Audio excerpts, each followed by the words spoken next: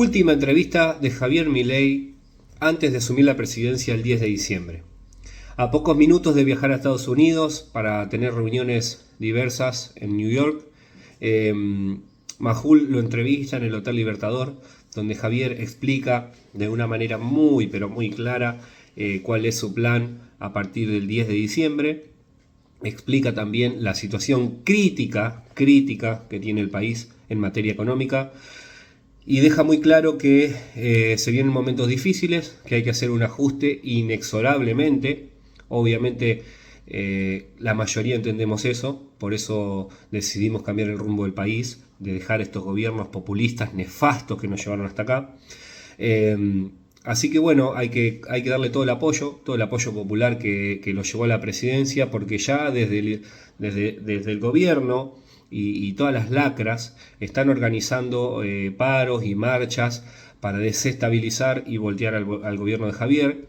Incluso históricamente organizaron una marcha antes de que asuma el presidente, algo que nunca se ha visto, la verdad. No se hacen cargo de nada. Se la dan de demócratas cuando están en el poder, pero cuando no están en el poder realmente son golpistas, son nefastos. Y bueno, gracias a Dios es una página que entre todos pudimos dar vuelta. Javier necesita todo el apoyo de la gente y obviamente lo va a tener.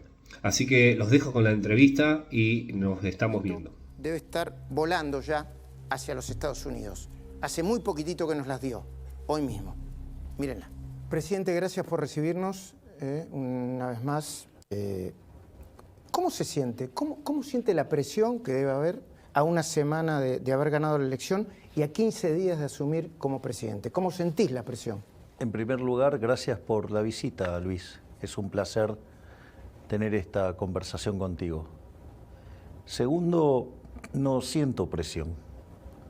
A mí los argentinos me encomendaron un trabajo y nosotros estamos haciendo todos los esfuerzos para que ese trabajo sea hecho de manera óptima. Estamos armando un equipo de lujo y la realidad es que no lo sentimos como una presión. Es un trabajo del cual hay que hacerlo y lo pensamos de esa manera. ¿Por qué le estás diciendo a tu mesa chica que presten la atención a un par de datos? Uno, el riesgo país, y otro, el aumento de la cotización de las empresas argentinas en Buenos Aires y en la Bolsa de Nueva York. Bueno, eso es muy importante porque lo que va a marcar... Está claro que estamos frente a una situación extremadamente complicada. Argentina está al borde de la crisis más importante de su historia, combina lo peor de la previa del Rodrigazo del 75, con el desequilibrio en el balance del Banco Central que teníamos en el año 89 previo a la hiper de Alfonsín, y con indicadores sociales peores que los que teníamos en el 2001. Por lo tanto, estamos frente a una situación extremadamente delicada. Inexorablemente el ajuste va a haber que hacerlo. El punto es si ese ajuste es desordenado, con consecuencias sociales extravagantes directamente, dantescas, con un dolor del cual tardaríamos muchísimos años en salir, y eso si nos propusiéramos salir. Que es algo que no necesariamente tiene que suceder eso. Puede pasarte como Venezuela y te vas a cualquier lado. O alternativamente hacer el ajuste como corresponde, poner la macroeconomía en orden, y eso evidentemente también va a tener consecuencias negativas, pero son transitorias. Y una vez que se acomoda la macroeconomía, se dan las condiciones para que todo vuelva a estar mejor. ¿Por qué es tan importante este indicador? ¿El de riesgo país o Bueno, están relacionados. En realidad, cuando baja el riesgo país, lo que te está pasando, que es la contracara de que están subiendo el precio de los bonos, quiere decir que la tasa de interés está bajando. Y cuando la tasa de interés está bajando, pero por condiciones naturales, no por algo artificial generado por el gobierno, todos los activos de la economía valen más. Que eso es lo que vos ves en materia de los precios de las acciones. Vos fíjate que el riesgo país pasó de niveles de 2.700 a estar debajo de 2.000. 1960 el viernes. Exacto, casi comprimimos 800 puntos básicos de riesgo país. Al mismo tiempo, las acciones en promedio subieron más de 40% en dólares y en el caso de YPF subieron 64%. Es decir, que cuando vos generás estos incrementos en los precios de los activos financieros, la contracara es que quiere decir que tiene sentido invertir. Y eso no es menor, porque ¿cuál es el punto central? Cuanto más rápidamente baje la tasa de interés, el impacto negativo sobre la tasa, sobre lo que tiene que ver el nivel de actividad va a ser mucho menor y el sufrimiento va a ser mucho menor. Por lo tanto, esto nos ha dado mayores fuerzas para redoblar nuestra apuesta en favor del equilibrio fiscal y del respeto de los derechos de propiedad a rajatabla, porque evidentemente el mercado leyó la señal a la perfección. Por lo tanto, nosotros vamos a avanzar en esta agenda de una manera inclaudicable, porque si nos acompañan los mercados financieros y las tasas de interés caen, va a ser doloroso, pero va a ser mucho menos doloroso. Es decir, cuanto más caiga la tasa de interés, menos va a doler. Menos recesión, digamos. Exactamente. Es decir, vas a tener una V, pero la profundidad de la V corta va a depender de cuánto baja la tasa de interés. Si baja poco, va a ser muy aguda. Si baja mucho, la V, casi se vuelve una tilde, ¿no? ¿Cómo fue la reunión con Kristalina Georgieva? ¿Fue protocolar o genera expectativas? Yo pienso en un préstamo del Fondo Monetario. A ver, vamos por partes. La reunión tenía un carácter protocolar. Es decir, las reuniones protocolares suelen durar unos 15 minutos. Bueno, salió tan bien la reunión, se encaminó tan bien la reunión que hablamos una hora y hablamos de nuestros planes en materia de política fiscal, política monetaria, política cambiaria, política en lo que tiene que ver con la desregulación y la modernización del Estado, en todo lo que tenemos planeado hacer en términos de modernización del mercado laboral. Y la verdad es que la charla se volvió muy, muy interesante y básicamente lo que nosotros vamos a estar pidiendo en principio es el rollover, poner en track el acuerdo que está muy lesionado, ¿no? Hay sindicalistas y dirigentes sociales que ya anticiparon que van a salir a las calles. Salieron la semana pasada, están planeando movilizaciones para después de que asumas. ¿Cómo va a responder el gobierno frente a eso? Frente a esa resistencia. Dentro de la ley todo, fuera de la ley nada. ¿Qué significa eso? Que aquellos que violen la ley, van a pagar las consecuencias. Es decir, la protesta tiene sentido, la protesta es algo consagrado, pero eso no tiene que violentar las libertades del resto de los argentinos.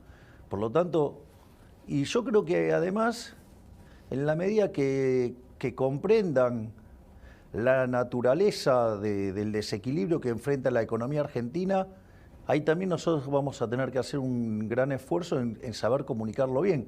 Es decir, miren, nosotros estamos pensando en los argentinos y nosotros estamos buscando la solución que genere el menor daño posible. Si no es que somos un conjunto de sádicos que queremos generar dolor en la gente. Lo que nosotros decimos es, el camino alternativo es un desastre y es como abrir la caja de Pandora, no sabes dónde terminás. Entonces, la realidad es que el ajuste va a tomar el lugar igual. Lo que pasa es que puede ser hecho por las buenas o por las malas. Por las malas, si desordenado siempre termina mal. Nosotros proponemos un camino que una vez que pongamos en caja la macroeconomía, que la tasa de inflación empiece a ceder, que los salarios reales y la actividad empiecen a mejorar con la consecuente caída de pobreza e indigencia, eso nos va a permitir abrir las bases o sentar las bases de un proceso de crecimiento genuino. Presidente, hay quienes dicen que las idas y vueltas en los nombramientos son propias de los cambios de gobierno, ¿no? que pasan en todos los gobiernos. Y otros hablan de improvisación. ¿Cómo definirías lo que está pasando vos? A ver, lo que uno ve es que... Yo te hago una pregunta. Si vos mirás la última semana, pasaron un montón de cosas.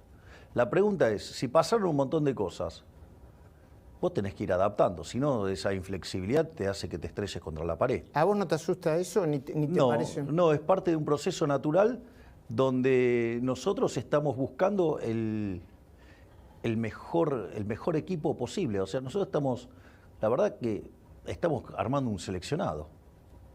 O sea, esa es la realidad. Entonces, y a veces la propia dinámica, hay jugadores que dicen, no, bueno, este partido no me interesa. Y bueno, y entonces hay que, digo, no es fácil ver cómo se mueve todas estas cosas. Hay gente que le genera miedo. Vos decís que cuando se acerca el día de... hay gente Claro, que... se ve, sí, desde la tribuna se ve muy fácil, pero cuando te tenés que calzar los cortos y los botines, la cosa cambia un poco y ahí muchos se dan cuenta que no era para ellos. ¿Cuál es tu relación con el PRO hoy? ¿Con Macri?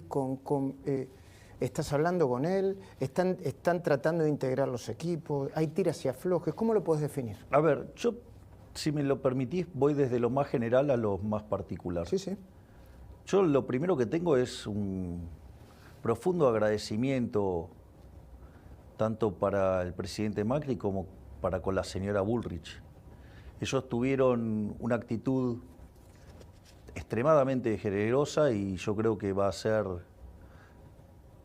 un hecho que va a ser reconocido por la historia, porque han tenido grandeza en reconocer que se eligió una opción de cambio distinta a la que estaban proponiendo ellos, pero como el cambio era en la misma dirección y como gran parte de la agenda era común, ellos decidieron apoyar. Eso a mí me parece de un valor enorme. Y eso ellos lo hicieron de manera incondicional. Ellos no pusieron ninguna restricción, no pusieron nada. Ese es, si vos querés, es el marco general. No quieren pago de vuelta, factura, no. Ese es el marco general. Exacto. Y de hecho no lo hicieron. Ahora, después hay otras cosas que sí ocurren. Cuando nosotros empezamos a construir los equipos, muchas personas, la verdad que son personas o profesionales que tenemos mucho en común. Y está claro que si no estuvieran de un lado, estarían del otro, digamos, por lo que el cambio representa.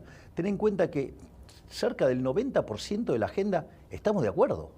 Entonces, eso lo que abre es una posibilidad de integración de equipos y de fusión de equipos que nos permite construir un equipo todavía muchísimo mejor, porque amplía el menú de opciones para elegir a los mejores. Y a mí eso, pero eso, digamos, no es, a mí no me impone nadie nada. Pero si yo, digamos, veo un cuadro que me parece fabuloso, que yo no lo podía, que lo hubiera incorporado, pero no lo podía incorporar porque estaba en otra estructura. Y ahora... ¿Lo llamás? No, ¿qué te parece? No, pero quiero decir, ¿lo llamás vos? ¿O no? Sí. ¿O son negociaciones que son entre fuerzas políticas? No, los llamo yo directamente. No es una cuestión de fuerza política. Es decir, yo quiero tener a los mejores. Es más, y te voy a decir algo. En el caso del PRO, la alineación es más fácil porque tenemos un conjunto de, digamos, de puntos en común del 90%. Pero si en otras fuerzas aparecieran gente valiosa, no tengas dudas que los vas a ver dentro del equipo. O sea, esto, ¿sabes qué, Luis? Acá hay un problema enorme. Entonces, necesito los mejores para resolver un problema de características enormes. Y en eso estamos. Ok. Por ejemplo, ¿qué papel va a jugar finalmente Luis Toto Caputo? Que estuvo con los banqueros, porque dice, bueno, va a ser ministro, va a ser presidente del Banco Central, secretario de Finanzas. ¿Qué papel va a jugar? A ver, vamos a ponerlo en estos términos. Más allá que las definiciones finales estarán el 10 de diciembre. Ahora, está claro que Argentina tiene un problema enorme con el balance de los bancos. Es decir, con el balance del Banco Central, que tiene que ver con el problema de las LELIQs. Eso, para tener un orden de magnitudes, haría que si vos te vas a un equilibrio tipo Rodrigazo, la llamada inflacionaria te la podrían multiplicar por 4. Primer punto, no menor.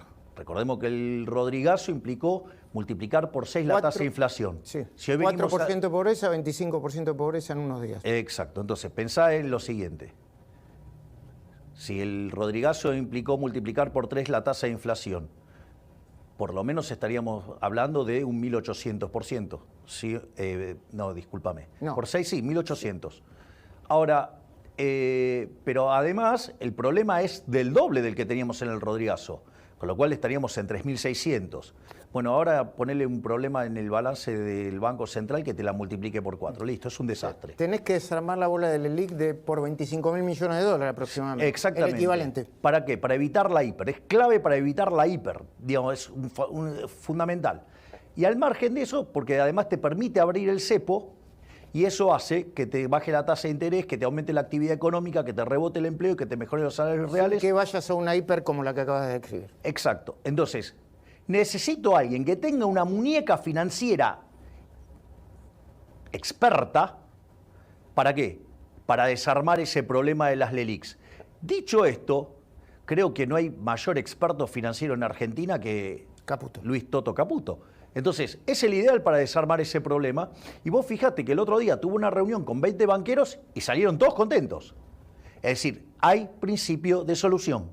Esa también es una excelente ¿Y noticia. a vos no te importa tanto que sea ministro o secretario de Hacienda? Bueno, eso se va a definir conforme a cómo haya que acomodar el organigrama para mejorar la solución. Incluido el presidente del Banco Central. Incluido el presidente del Banco parece que iba a Central. ser uno y después va a ser... Bueno, está bien, digo, ese tipo de cuestiones ocurren y lo que hay que entender es que esto es un proceso. Nunca dijimos que, por ejemplo, la eliminación del Banco Central iba a ser instantánea. Bueno, hay todo un proceso de reconstrucción. Bueno, estamos trabajando en todo ese proceso de reconstrucción. O sea, hoy mi prioridad, Luis, mi prioridad a nivel económico es evitar la hiperinflación. Es decir, y voy a utilizar todos los medios dentro de la ley, respetando los contratos y respetando los derechos de propiedad para dar una solución que minimice esto, porque si no el daño nos va a llevar a los niveles de pobreza, a niveles del 95%. Entonces, la verdad que los detalles de 25º orden y que la discusión de... ¿Sabes qué? No me importa. El Congreso... Yo tengo que resolver un problema grave. Sí, sí. El Congreso es importante. Y más allá de los nombres que aparecen y que se disputan, está Cristian Ritondo, Florencio Randazzo, hay un diputado de la Libertad Avanza que están entre los nombres que lo pueden ocupar. ¿Qué vas a decidir vos ahí? Ahí la decisión también va a ser de la fuerza, yo supongo, de la fuerza con la que discute y tuya. Bueno, pero... La decisión del presidente de la Cámara va a ser tuya. Bueno, pero ahí lo que nosotros vamos a buscar es el mejor equilibrio político para que las leyes tomen curso. Es decir, nosotros... Gobernabilidad. Exactamente. Nosotros, pensá que nosotros el día 11 entra un paquete enorme de leyes con toda la reforma del Estado y un montón de leyes asociadas a ello. Por lo tanto, no es que nosotros vamos a esperar a marzo, no, que vengan las ordinarias, no. Vamos a llamar a sesiones extraordinarias y vamos a tratar todos estos temas porque es urgente, no podemos esperar hasta marzo. ¿Sabes por qué? Porque en marzo empieza a caer la demanda de dinero. Por lo tanto, más vale que los problemas del Banco Central los resolvamos cuanto antes y no solo eso, sino que además empecemos a resolver la cuestión fiscal para que no solo frenar con la emisión contra déficit fiscal, sino también para que, como la inflación está tomando curso, limpiar el sobrante de dinero por suba del PBI nominal. ¿Vos te referís a eso cuando hablas de plan de shock? Sí, ¿De claro. qué hablas cuando hablas de shock? Cuando yo hablo de plan de shock, hablo de poner en caja las cuentas públicas, hablo básicamente de lo que tiene que ver con la solución de las LELIQs, arreglar el balance del Banco Central y una vez que eso lo tenemos encaminado, empezar a abrir el cepo y ir hacia una unificación cambiaria. ¿Qué vas a hacer con las provincias? ¿Con la coparticipación? ¿Con algunos fondos? ¿Con los fondos discrecionales como los ATN? ¿Con fondos que piden las provincias porque no se los dan? Bueno, lo primero que hay que entender es que la coparticipación está fija, o sea, eso es una cuestión. Y de hecho la Constitución del 94 dio un mandato para arreglarla y todavía no se arregló. Bueno, eso tiene esa dinámica y está explicitado en la Constitución cómo se arregla. Por lo tanto, digo, no puedo hacer nada al respecto. Ahora, lo que sí... Te doy ejemplos. Pero las transferencias discrecionales, bueno, acá lo que hoy manda es el criterio de la caja. Acá, Luis... ¿En qué sentido? Que no hay plata. Entonces yo no te puedo dar la plata que no tengo. Yo no puedo darte plata para que después darme vuelta e ir al Banco Central y pedir imprimir dinero. No, se acabó. Eso no es una solución. Lo que tenía, por ejemplo, la provincia de Buenos Aires hasta hace 5 minutos. Bueno, yo no voy a utilizar el Banco Central para engañar a los individuos. Que, vamos, responsabilidad fiscal, todos tienen que poner las cuentas en orden. Las transferencias discrecionales, hasta que no lleguemos a una caja nula, no va a haber para nadie. ¿Qué significa una caja? No voy a ver, que el resultado financiero sea nulo. Es decir, entonces, porque vos cuando el resultado financiero es negativo te tenés que endeudar. Esa deuda puede ser con el mercado o puede ser con lo que es la emisión monetaria, que es endeudarte contra el Banco Central. No vas a emitir para... Es que quiero cortar con la emisión monetaria. Entonces, fíjate que yo estoy cortando con la emisión monetaria, porque si hacemos el resultado fiscal neutro, ¿no? O sea, que no emitís más por el fisco, y además resolvés el problema de las LELIQs, ese crecimiento endógeno de la cantidad de dinero también lo frenás. Entonces, se corta con la emisión monetaria. Y ahí ya, vos lo sabés, tenemos que esperar entre 18 y 24 meses para exterminar la inflación. Pero, por ejemplo, ¿qué va a pasar? Viste que el gobierno central, el que termina, le quitó fondos de coparticipación a la ciudad de Buenos Aires para dárselo a las provincias. Ahí vas a tener que bueno, eso es, digamos, yo en eso ¿Se lo vas a devolver o no? Yo me manifesté en contra, digamos, cuando pasó eso. Así es que yo apoyé el planteo de la ciudad, digamos, a pesar de que tenía una diferencia profunda con el jefe de gabinete. Pero eso, digo, lo que está mal, está mal. O sea, y eso, bueno, se tendrá que arreglar y de vuelta. Pero lo que quiero que quede claro, también, que quizás es más importante, acá hay cambio de régimen. Acá hay cambio de régimen. ¿Qué significa eso? Vamos a poner de patas para arriba la organización económica. Es decir, esta organización económica nos está llevando a ser el país más miserable del mundo. Luis, nosotros entramos al siglo XX siendo el país más rico del mundo. No puede ser que hoy seamos 130, tengamos cerca de 50% de pobres y más de 10% de indigentes. No puede ser, no puede ser. Yo no quiero una Argentina que sea la villa miseria más grande del mundo. Entonces, bueno, pero para eso tenés que hacer un cambio de régimen. Bueno, nosotros estamos proponiendo un cambio de régimen que implica volver a abrazar las ideas de la libertad. Y todo el conjunto de reformas va a estar destinada ¿a qué? A incrementar la libertad. ¿Por qué? Porque aquellos países que son más libres son 8 veces más ricos que los reprimidos. A ver, el gobierno que se va, ¿está colaborando con la transición? Yo tengo datos de gente que meten por la ventana todos los días, a esta hora, un domingo, por ejemplo. ¿Qué van a hacer con eso ustedes? ¿Tienen los papeles? ¿Los van a pedir? Mira, que lo sigan haciendo. Nosotros vamos a un cambio de régimen y vamos a poner las cuentas en orden. Vamos a modificar, ¿sí?, la base contractual de esta economía tal que estén dadas las condiciones para hacer todos los cambios estructurales para que Argentina sea potencia. Nosotros, o sea, con lo cual, ¿sabes qué? No puedo evitar lo que están haciendo, no puedo evitarlo, pero sí... Porque no asumiste todavía. Exacto, pero el 10 de diciembre sí va a depender de mí. Y ahí nosotros tenemos, acá hay algo importante. No solo que vos tenés que saber qué hacer, que es algo muy importante, tenés que saber cómo hacerlo, que también es importante. Pero hay un elemento crucial, fundamental, que es la convicción. A mí me podrás criticar lo que quieras, lo único que no vas a tener duda es que yo estoy convencido.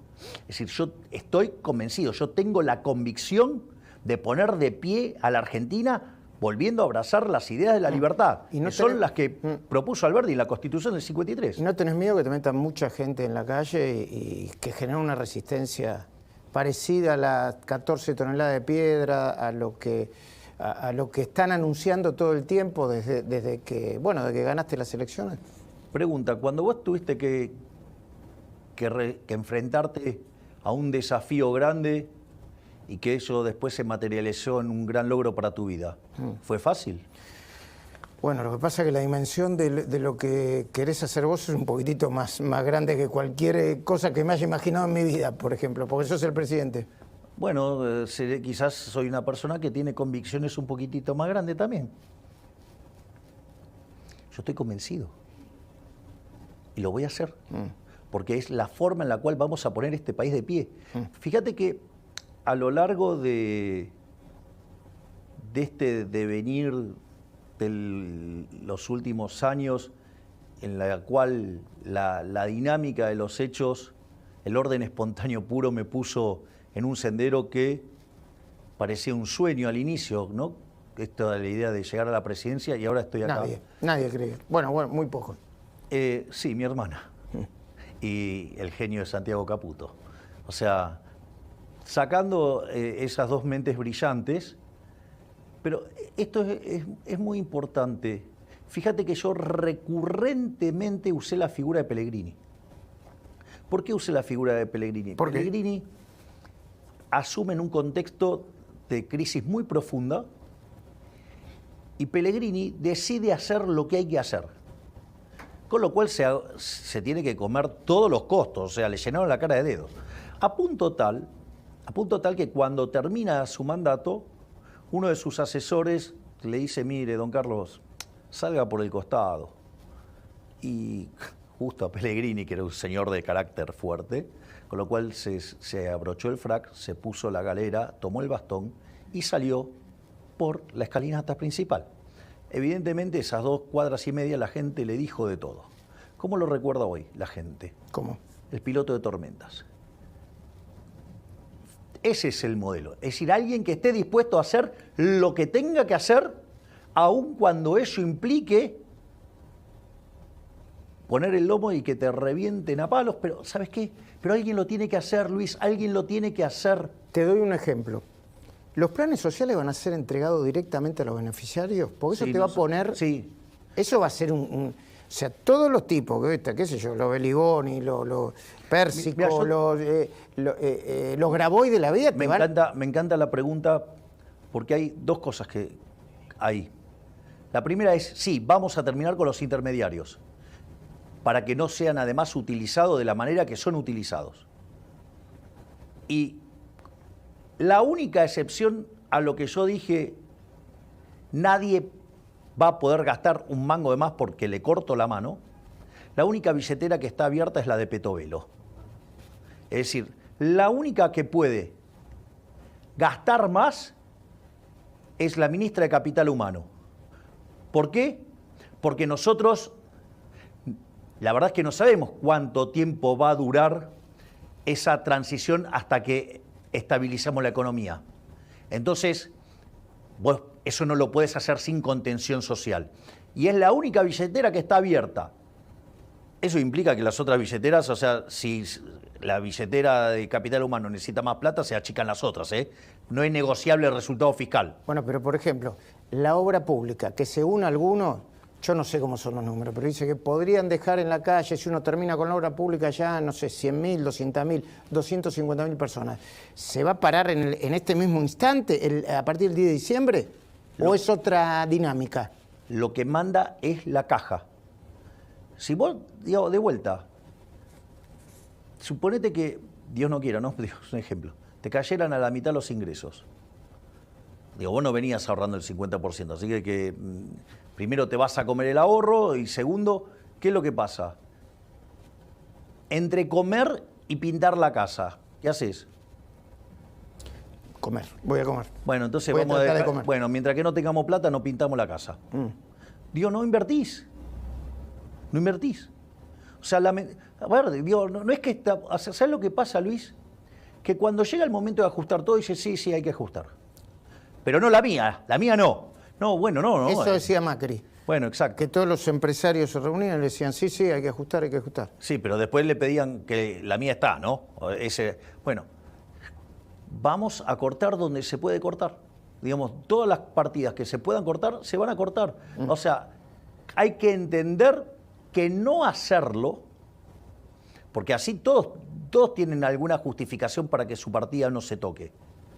Pero si no lo hacemos, el tamaño de la crisis que vamos a tener va a ser homérico. Es decir, y entonces ni Cíclope ni un ejército de cíclopes lo va a resolver. Entiendo. no nos metamos empresa por empresa, pero vos dijiste en algún momento, creo que lo seguís sosteniendo, vamos a privatizar todas las empresas del Estado que se puedan privatizar. Todo lo que se pueda privatizar, lo vamos a privatizar.